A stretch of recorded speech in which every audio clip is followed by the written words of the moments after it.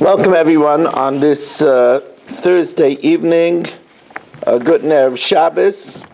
As we learn now, the segment known as For the Shabbos Table, made possible by the Reuben family with the special tefillah to Hashem that they should be zeicha to a healthy ben zachar, besides that they should have for their schus of being Marbitz Torah all over the world with this segment, literally all over the world. They should be zeicha to a ksiva v'chasima taiva u'mesuka.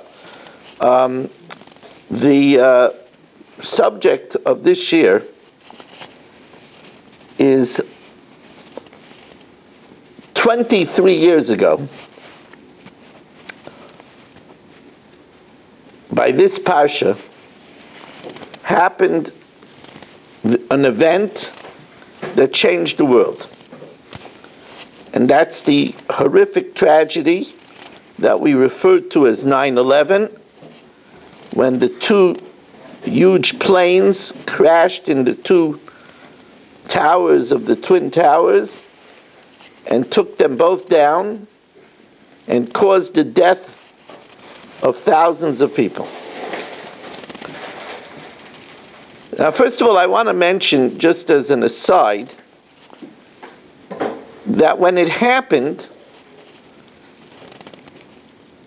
we never thought we would forget about it. And it begins to recede. It's almost a quarter of a century. But like in 1964, when President Kennedy was assassinated, it's something that we still remember where we were. And many of us still remember what we were doing. That's 23 years ago. How much do we remember about what happened 23 years ago? And it reminds me about something that I heard from Rav Moshe Feinstein, Zech Tzadik L'Bracha Zchus Yagen Aleinu. Somebody asked him, how does one work on remembering their learning? And Rav Moshe said and asked in return, I still remember this was by a lunch that I brought him, and Rav Moshe countered, what's the first thing you remember? And he said it's something like when you were a little boy and you touched a heater by accident. And you got a burn. So you still remember it. So the reason why you remember it is because it made a big impression on you. If our learning makes a big impression upon us, then we remember it. This is what Rav Moshe said. 9/11 made a big impression. That's why we still remember it. I decided to reflect back because this week's parsha, which was the same week's parsha of 9/11, has the teichacha, the warning from Hashem about terrible things that will occur if we don't follow and listen to the Torah. And in the teichacha, it says something that came alive by 9/11. You'll look it up. Yisa Hashem alecha goy meirachak. Hashem will bring against you a goy, a nation from a distance. Miktzei haaretz, from the other end of the earth. And how will the enemy come? Kasher yideh hanesher, like an eagle flies. Goy, a nation asher lo yisishma l'shaynai, that you won't understand their tongue. Now I have to stop over here and explain to you that when they did the forensic of why the CIA, why Interpol, why they didn't crack the cells that planned this, And they found that there were very few cryptographers that spoke Arabic. That's why they didn't. Goya asher lo yisishma l'shaynai. A nation that you didn't understand their tongue. Goy azponim. A nation that is very brazen. Asher lo yisa panim l'zaken. They have no respect for any elder statesman. V'nar lo yachain. And they show no favor to children, which we know is the case with homicide bombers that blow up women in baby carriages. We know missile launchers that are placed by schools. And what will be the result of this? V'heitzar lecha b'chol sha'arecha. They will give you distress by all your gateways. Now, if you remember, what was remarkable of 9/11 is the closing of all bridges and tunnels. That's our gateways. V'heitzar lecha b'chol sharecha. But listen to this. Listen to the Torah coming alive. Ad redes chaymoisecha hagevoyos ba'betzuros.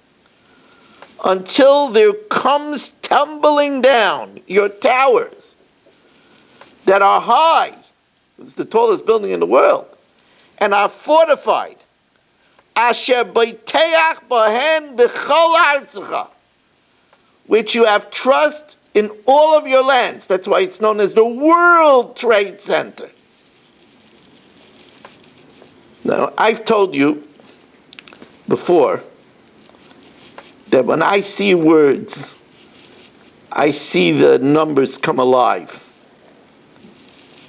In this pasuk, when it describes that the guy will come from another side of the world, it uses a unique term, kasher yideh hanesher. The word yideh, it's the only time in the Torah that word is used. The classical word for flying is la'uf or ya'uf, because the word oif means to fly, a bird flies. And here it says yideh. Now bear with me how remarkable this is. Yideh is a very simple numerical computation. Yud Dalid Aleph Hey. Dalid and Hey is 9. Yud and Aleph is 11. That word Yideh is 911. Kasher Yideh Hanesher.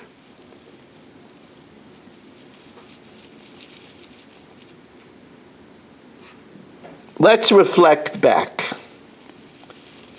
at the events of 9/11. Before TorahAnytime.com, before Kalalashin, before YouTube, the way I was able to be Marbitz Torah is I had a subscription to my tapes. For over 40 years, people are getting my tapes, then CDs, and now emails. I still have subscribers that are with me for over 40 years. In the Twin Towers, above the planes, was one of my subscribers. His name was Shimmy Beagleisen. Shimmy didn't make it. Nobody that was on the top of the planes got out alive. From his office above the planes, Shimmy called his Rav. And he asked him the following chilling shaila, with all sincerity. Rebbe, should I jump out the window? From over 100 floors. I don't want my wife to be an aguna. I don't want my wife to be chained because they won't find my body. To me, this was one of the more remarkable demonstrations of marital love. His neshama should have a big aliyah. He was willing to jump 100 stories to his death, that his wife shouldn't be an aguna. His Rav said, don't jump. We know where you are. And the Rav said with him vidui and stayed on until he wasn't there anymore. That's one of my big remembrances of 9/11, one of the great lessons of what we should strive in v'davak be'ishtay, in loyalty to a wife. We should never be tested. Because neshama should have an aliyah for this lesson. Tell you another story about 9/11.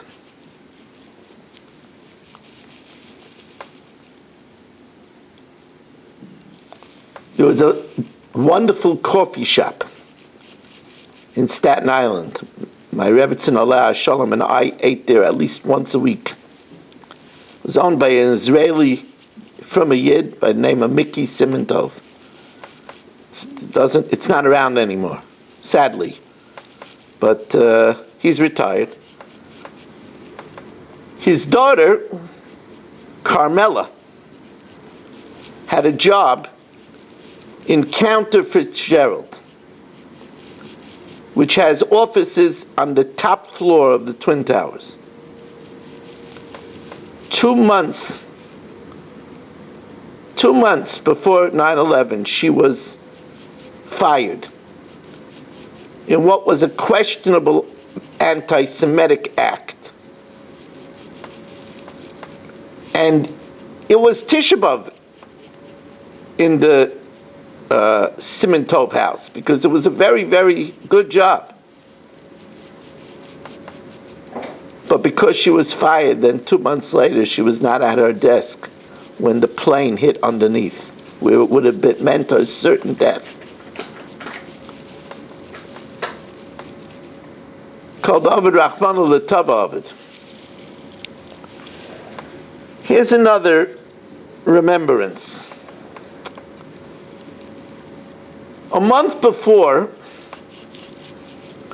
the Twin Tower disaster, there was another disaster.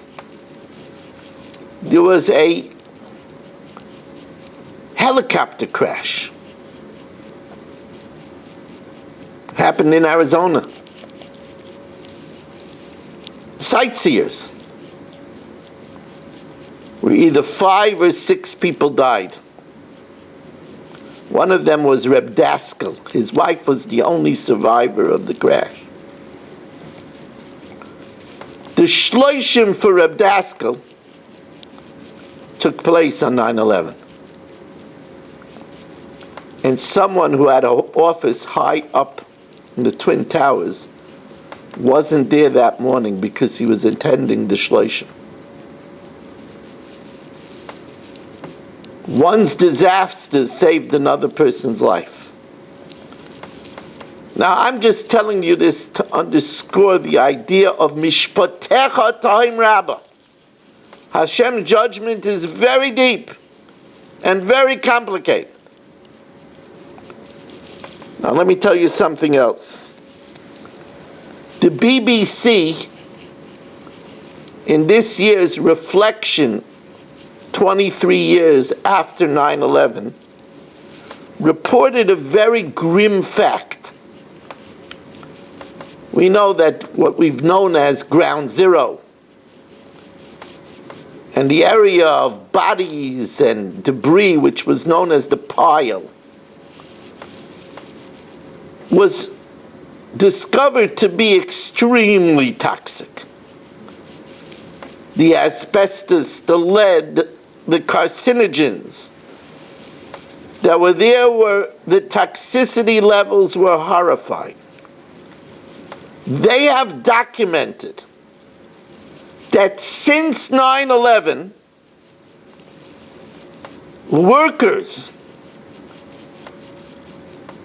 volunteers that participated in the rescue, in the later the burial, recovery of body parts, of them to date 6,781 succumbed to the toxicity of Ground Zero. Double the people that died in 9/11. Or here's another rather grim statistic. During 9/11, the fire department lost 345 firefighters in the coming down of the two towers. Since then, 360 firefighters succumbed to the after effects. Now, why do I mention this? This idea that the subsequent consequences of bad are sometimes even more problematic than the consequences themselves is something that we know in Yiddishkeit. Because of the Mechiras Yosef, because of the sale of Yosef, the Asara Haruge Malchus would die. Amongst them Rabbi Kiva and Rabbi Yehuda ben Bava, the 10 of the greatest people. And then after that, the Ben Ish Chai says there were further repercussions, and says because of Mechiras Yosef, the 10 sons of Rabbi Yochanan died. The Meshech Chochmah says that the root of the nonsensical blood libel that was the cause of so much Jewish death, Jews being burnt at the stake, Jews being hung because of a preposterous, ridiculous, insane claim that Jews kill Goyish children to mix their blood in the matzah, something that is so preposterous. Says the Sras Emes, you know where that came from?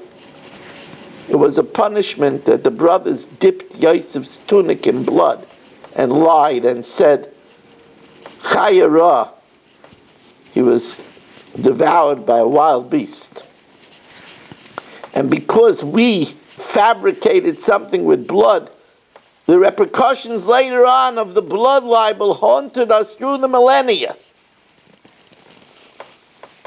This idea of the disastrous consequences of bad things is also so true in raising children.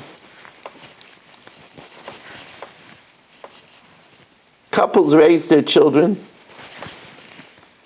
and they're very rigid with them. And does that have disastrous consequences when they grow up? They're rigid. It's the opposite of what's needed in marriage. I once told you that I was going to give a shiur, and I met Mr. Leifer's senior son is a member here, Zev Leifer.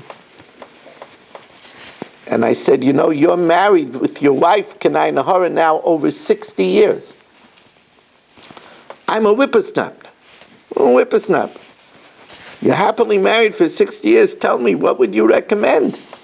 I'm giving a shiur in Shalom Bayis. So he says one word: flexibility. Flexibility. Parents that raise their children rigid, they're setting them on a course to fail at marriage.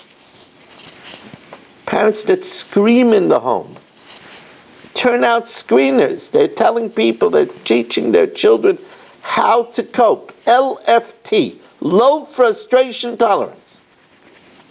Sometimes, sadly, parents that abuse children create abusers. I'm not going to go into the deep psychology behind that, but it happens. These are dreadful consequences. But now let me tell you something really positive.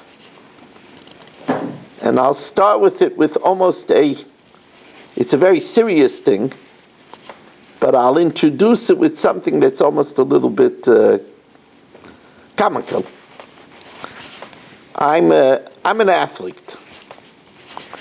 And in my younger years, I'm young now too, but in my younger years, the sport that I played was paddleball. And I was a rather sophisticated paddleball player, and I don't have normal hours. So where did I find an ability to play high-level paddleball? I went down to Father Capodanno Boulevard at 11 o'clock in the morning, and I played with policemen and firemen, big policemen and firemen. They used to call me the rabbi. And there was a man there by the name of Fireman Sal. And I would always say, you know, Sal, we would play together sometimes on the same side. I would say, Sal, you know, I always pray for you that you should be safe. You're helping to save people. I pray for you that you should be safe. The morning of 9/11, the fire station in Staten Island, right off the Staten Island Expressway, it leads straight into the Battery Tunnel, was the closest firehouse to the Twin Towers. Every single Staten Island fireman that went to 9/11 died. Because they were the first ones there, the first ones in, and they got caught when the towers came down. Sal survived. Why? He was elected to stay back at the fire station in case there was a fire on Staten Island. So he survived. He would say later, Rabbi, you know, you prayed for me. But why do I bring this up? Not that I prayed for Sal. I bring it up because Staten Island, as I just showed you, were the first responders. So the entire Staten Island Hatzalah responded. You know, when Staten Island Hatzalah responds, they're quicker than the fire department. So all my guys, they were there. The East Side, so my guys, Mark Weiss, and all the brave Staten Island Hatzalah, they were there. Heshi Jacobs, Olav Shalom, from the East Side, and so many, they were there.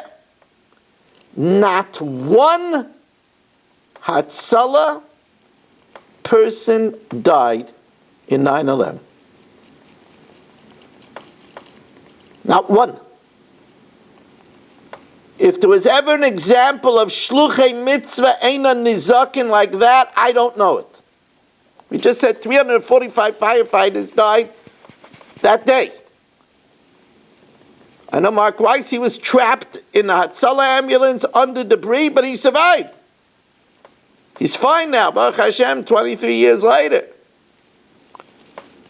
It's a remarkable demonstration of shluchei mitzvah eina nizakin. A remarkable demonstration. Is another famous story. There was a man that arrived to work at the Twin Towers. Came by train that morning. He was learning the daf earlier that day. The day of 9/11, the daf yomi was a complicated daf. It was one of those dafin where a Maggid Shir writes a chart. It was complicated.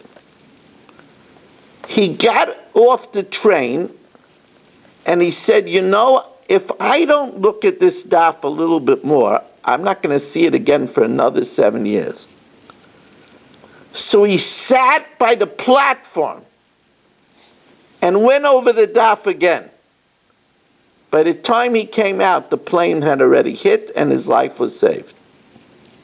That's Torah is Megan and Matzley. That's Torah saves and shields. Let me tell you how many people were late because it was the week of Slichas, and their schedule changed because they davened Slichas, and they arrived late because of it. I want to tell you another lesson before I I conclude with this lesson. I again want to thank the Rubin family for making this share possible. A year after 9/11, the Aguda Convention, on a Thursday night, I was there. On a Thursday night, they dedicated the keynote session Thursday night to a reflection on 9/11. And the keynote speaker was Rav Wolfson, your wife's Rav from Emunas Yisrael, who just nifted this year. It's a Shamash Avin Aliyah. Before he spoke, they set up a video and they showed the video of the planes hitting the Twin Towers to put the people in the mood. They said, people that were in the know said that Rav Wilson was visibly shaken, and people that were in the know said that was the first time in his life that he saw a video. Imagine seeing that for the first time. But he said a very powerful thing that's so important now before Rosh Hashanah. So we have a concept that Zelu Umazeh Ose Elikim,